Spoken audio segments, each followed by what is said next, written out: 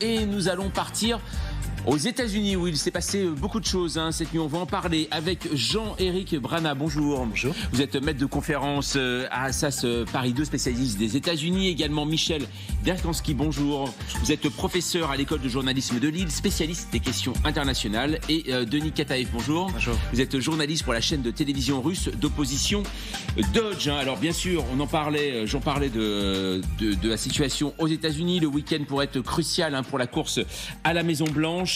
Après une semaine où Donald Trump semble avoir marché sur l'eau, comme on le dit à la convention républicaine, Joe Biden, lui, est toujours dans sa résidence du Delaware à se remettre d'une infection au Covid-19 et ils sont nombreux, côté démocrate, à vouloir un plan B, que Joe Biden se retire de la course et notamment l'ancien président américain Barack Obama. Voilà ce qu'il a écrit, Barack Obama. Joe Biden doit sérieusement évaluer la viabilité de sa candidature, alors que sa directrice de campagne à Joe Biden affirme le contraire, que la semaine prochaine, il sera vaillant et pétillant, prêt à repartir sur les routes. Jean-Éric Brana, on sent véritablement que le cas Biden aujourd'hui interroge toute le camp démocrate à quelques semaines de cette convention démocrate qui doit normalement investir le candidat.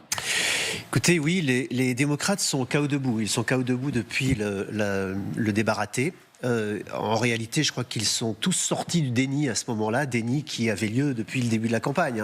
Depuis janvier, Joe Biden est à la traîne dans les sondages. Quand on dit est à la traîne dans les sondages, songez que ce match-là qu'on va avoir en novembre, on l'a déjà eu. On l'a eu il y a 4 ans. Et à ce moment-là, c'est Biden qui est sorti vainqueur de 8 millions de voix. Or, s'il est à la traîne dans les sondages, c'est qu'il a perdu plus de 8 millions de voix. C'est pour ça que je parle de déni. Et les démocrates ont réalisé, après ce débat, donc le 27 juin, que c'était perdu. Ils ont raison de s'interroger. Ce qu'on voit avec Obama, il ne dit pas à Biden, il faut que vous partiez. Il dit, nous nous interrogeons désormais sur nos chances de victoire. Donc interrogez-vous également, vous, qui êtes président et candidat.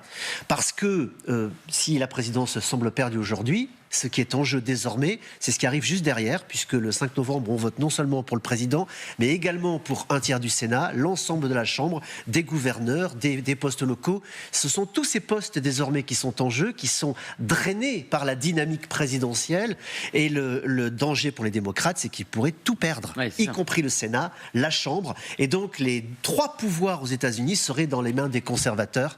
Donc, il y a le feu dans la maison désormais. Ouais, on nous dit, après, nous allons parler bien sûr de Donald Trump et son message au président ukrainien, mais un mot tout de même, Michel Derkanski, quand on voit Joe Biden, il y a une rumeur aujourd'hui qui a été donnée par un journaliste du New York Times, comme quoi sa réflexion autour de son désistement ne pourrait pas intervenir avant mercredi, car mercredi, Benjamin Netanyahou s'exprime au Congrès et donc il faudrait que lui soit en place. Est-ce qu'aujourd'hui, c'est à votre avis vraiment une rumeur concrète, importante? Aujourd'hui, Joe Biden se dit qu'il ne peut plus tout simplement défendre son camp?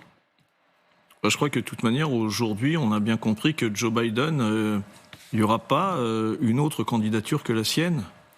Que Benjamin Netanyahou vienne ou ne vienne pas, ça ne changera rien à la politique intérieure des États-Unis. Je m'en réfère à notre interlocuteur tout à l'heure, qui est un fin connaisseur des États-Unis. Je pense que Benjamin Netanyahou vient aux États-Unis, certes, mais il faut, si on regarde les deux choses, Proche-Orient et États-Unis, aujourd'hui, il y a plus de 5 mois, Biden a reçu Benny Gantz, ça n'a rien changé sur la situation proche-orientale, moyenne-orientale. Donc là, ce n'est pas la venue de Benjamin Netanyahou qui va changer quoi que ce soit à la politique intérieure des États-Unis. Alors, à moins que Benjamin Netanyahou, alors ça, ce serait le scénario pas cette surprise, ce serait que Benjamin Netanyahou arrive et dise à Biden, voilà, on va arriver avec un processus de paix et je t'apporte sur la table tout ce qui permet de circonscrire un processus de paix au Proche-Orient et tu peux le porter vers tes électeurs et comme ça, tu auras des points en plus. Honnêtement, j'y crois pas. Donc, c'est pas ça. Donc, ça n'aura aucune influence. Là-dessus, à la limite, ça va raviver peut-être les désaccords à l'intérieur du camp démocrate sur ces questions-là et attiser ce type de désaccord. mais sans plus. Un mot, Jean-Éric Brana, juste pour bien comprendre, la politique étrangère, les affaires étrangères, est-ce que ça influence aujourd'hui une élection américaine? On en a souvent parlé en France, on se dira pas du tout. On s'est rendu compte que l'Ukraine, quand même, au moment de la guerre en Ukraine, ça avait un peu influencé auprès de certains candidats.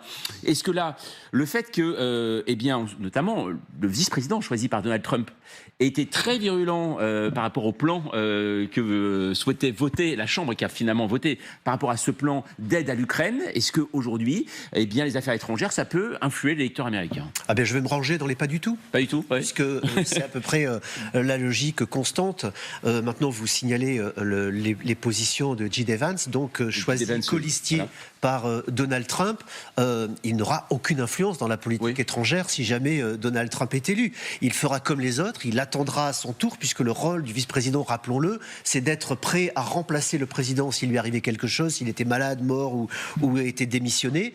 Et puis, c'est d'aller présider le Sénat, puisque c'est sa fonction d'après la Constitution. Ce n'est pas de s'occuper de politique étrangère, même si Kamala Harris a quand même été très présente, la vice-présidente actuelle, que l'on voit à l'écran, a été très présente sur la scène internationale, notamment avec la conférence de paix sur l'Ukraine, avec la conférence sur la sécurité à Munich à de nombreuses reprises, pour aller retisser des liens dans la zone Indo-Pacifique, pour relancer une politique africaine qui était en panne du côté des États-Unis, pour aller discuter avec les responsables d'Amérique du Sud. Mais ça, c'était plutôt pour sa formation à elle en tant qu'apprentie, pour au cas où elle deviendrait présidente. Alors